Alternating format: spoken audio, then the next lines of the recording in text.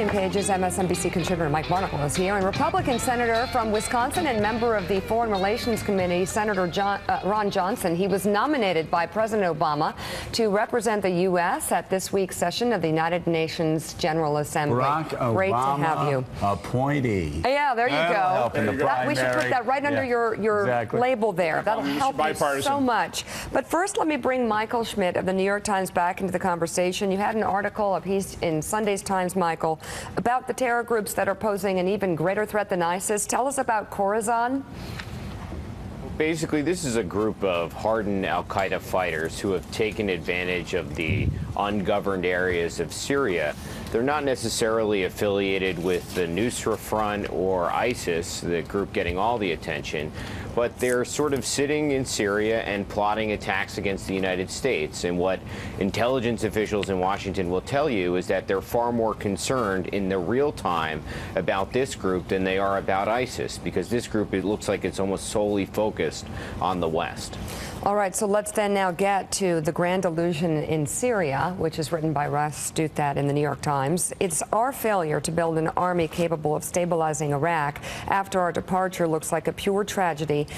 Then the arm the rebels gambit in Syria has more than a whiff of farce, but really it's a studied evasion, a way for this administration to pretend that we don't face a set of deeply unpleasant options in our quest to contain the crush of the caliphate.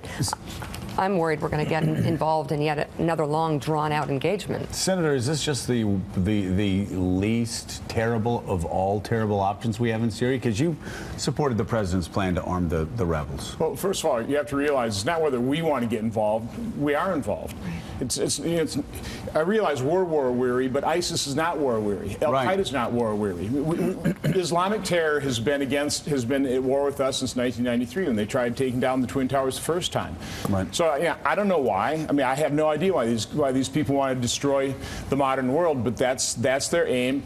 And you know, the horrors, the brutality, the evil that is, certainly ISIS. Who knows about this new group? But does this stop it though? Does arming? Who are we arming in? How are we going to stop it? What I take a look at, and again, I'm not a military expert, but back in 2007, the surge, there were 6,000 to 8,000 members of Al-Qaeda in Iraq.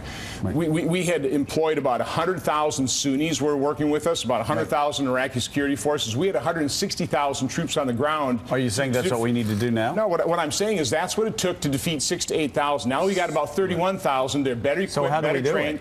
It? I think we're going to have to, certainly employ all the states in the area. They absolutely have to step up the plate. They've got to be not only just lip service coalition members. Right. They actually have to provide military support. They've got to provide financial support. We've got boots on the ground right now. Do we need to put in more boots on the ground? My guess, if you listen to the generals, we will. And I think what the president's got to do is he's first got to explain to the American people why ISIS, why Islamic terror represents a threat to America. He's got to do that on an ongoing basis. We can't bury our head in the sand with this thing.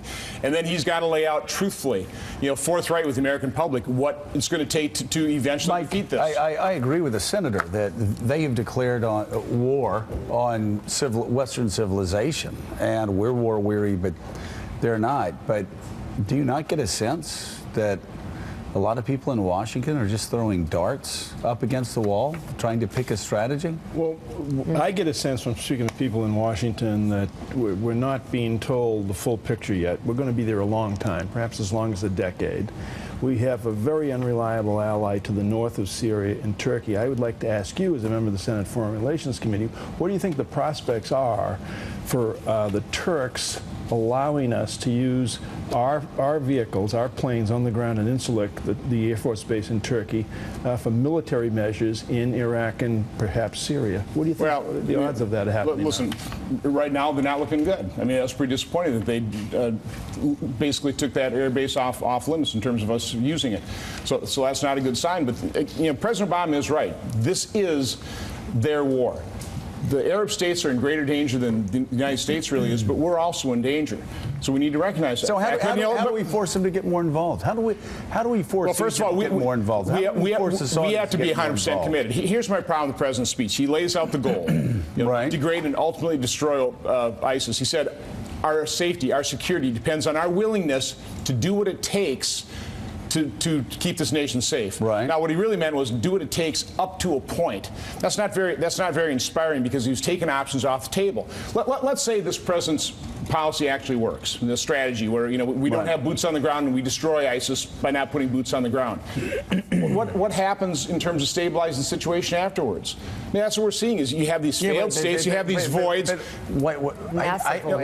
Americans aren't occupiers, and I think a lot of people are saying. But Joe, we have been. We are not occupiers. We're not occupiers, but we certainly left stabilizing forces behind in Germany, in Japan, in South far Korea. Different than they weren't still being shot at in 1950, 1951. Well, things were pretty stable in Iraq when we bugged out of there in 2011, and we had to give that coalition a chance, and we didn't. We bugged out. We lost all influence. Maliki was obviously not the right leader. Senator, we spent over $1 trillion. Over 4,000 Americans died, and they evaporated like a snowball in hell the second the first couple people fired shots at them. I mean, we left, and Maliki replaced all the Sunnis in leadership positions. Replaced some Shia. They weren't qualified. Again, I'm not a military expert, but obviously that strategy didn't work because Iraq dissolved. ISIS was able to rise from the ashes. My only point is, Senator, I would guess there are a lot of Republicans and Democrats in Wisconsin that feel like I do. We shouldn't go all in until they go all in. We shouldn't go all in until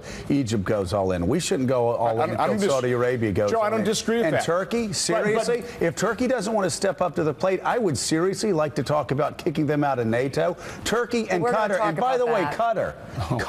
Let's get our military bases out of Qatar, and let's declare war on Qatar if Qatar wants to keep declaring war on us. Joe, here's my point. When the president establishes a goal, but then takes options off the table, is that particularly inspiring? Is that going to help build that coalition? I would say not. I'm not saying you throw. The only thing I would say about my only criticism of the president's strategy is he shouldn't have offered anything until they stepped forward and offered everything. They are the governments that are facing an existential crisis. It's the moderate Sunni states in this area that are actually the ones that have to worry about themselves and their wives and their children being dragged out and crucified or hung or shot dead.